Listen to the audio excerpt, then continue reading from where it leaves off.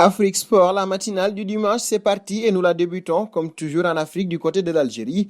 La Ligue de football professionnel et la Fédération algérienne de football sont sur la même longueur d'onde. Les responsables de l'instance dirigeante du football algérien se sont réunis pour valider la feuille de route proposée par la Ligue de football professionnel pour la reprise des championnats après la trêve liée à la propagation du coronavirus.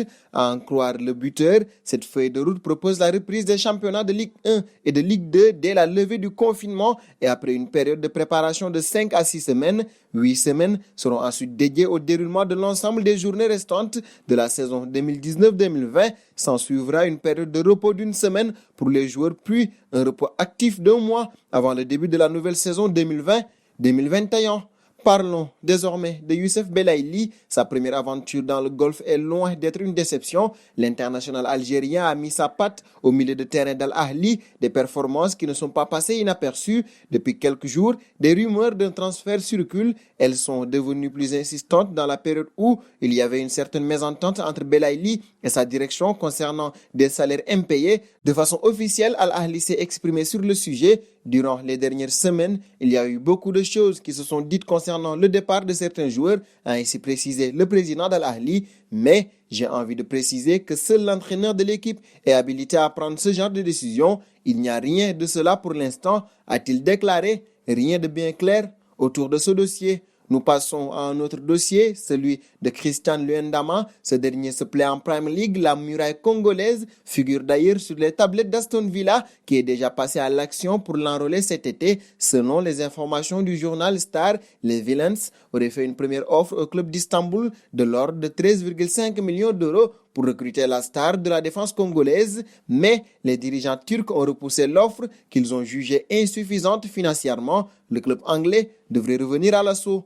Et toujours en Angleterre, Liverpool s'agite pour Kalidou Koulibaly, pisté depuis plusieurs mois par le PSG. Le défenseur sénégalais intéresse aussi l'Angleterre. Tout au mercato affirme que Liverpool est entré en contact avec les dirigeants napolitains pour se renseigner sur le défenseur central. Sa valeur marchande est estimée à 56 millions d'euros, mais Naples réclame près de 100 millions d'euros pour l'international sénégalais. Et c'est notre question du jour. Pensez-vous que la paire Kalidou Koulibaly et Van Dijk pourrait marcher à Liverpool? Vos réponses seront attendues en commentaire. Et de ce dossier Koulibaly, nous passons à la FIFA. Elle souhaite relancer une enquête qui vise son ancien président Sepp Blatter auprès du ministère public de la Confédération. Un rapport de police obtenu mercredi par l'AFP assurait d'ailleurs que les soupçons de gestion déloyale à l'encontre de Sepp Blatter étaient bien fondés, alors que le MPC a décidé de clore l'une des deux enquêtes visant l'ex-président de la FIFA. M. Blatter a indiqué qu'il ne souhaitait pas faire de commentaires. La FIFA continuera de collaborer avec toutes les instances de poursuite des États, y compris celle de la Suisse, avec l'espoir et la certitude que tous ceux qui ont pu nuire au football pourront répondre de leurs actes, souligne encore l'organisation en charge du football mondial dans son communiqué. En voici une nouvelle qui en rassurera plus d'un, contrairement au gouvernement français qui a interdit les compétitions sportives jusqu'en août et prié la LFP de mettre fin à la saison de Ligue 1. L'Espagne autorise et encourage même la reprise de la Liga. Le Premier ministre espagnol Pedro Sánchez a déclaré qu'il espérait que la Liga reprendrait bientôt et confirme qu'il ne va pas interférer dans les décisions de la Fédération et de la Ligue sur ce point. Le gouvernement espagnol avait déjà autorisé les entraînements collectifs à partir du 4 mai. Le championnat pourrait donc reprendre en juin.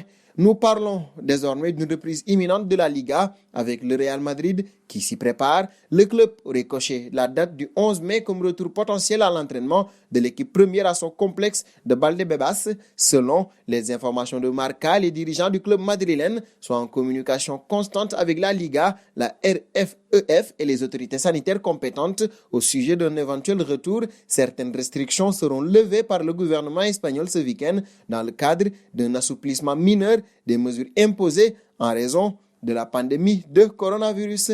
Dernier point de notre matinale et nous parlons de Mediapro. Sollicité pour devenir l'un des consultants de Mediapro, Eric Carrière a décidé, tout comme Habib Bey, de prolonger chez Canal+. Jean-Michel Roussier, le directeur général adjoint de Mediapro France, le diffuseur de la Ligue 1 à partir de cet été, est chargé du recrutement des présentateurs et consultants Franck Sauzet, Eric Dimeco, mais aussi Laurent Blanc et Michel Platini auraient été approchés à en croire l'équipe. Le paysage médiatique risque d'être bouleversé au retour sur le petit écran. Et c'est cette information qui met un terme à cette matinale de ce dimanche. Nous vous remercions de l'avoir suivi et vous donnons rendez-vous demain sur Afrique Sport et vous invitons à vous abonner. C'est pour ne rien manquer du football mondial. Abonnez-vous sur la chaîne Afrique Sport pour de nouveaux contenus exclusifs de vos sportifs préférés. N'oubliez pas également d'activer la petite cloche pour ne rien rater.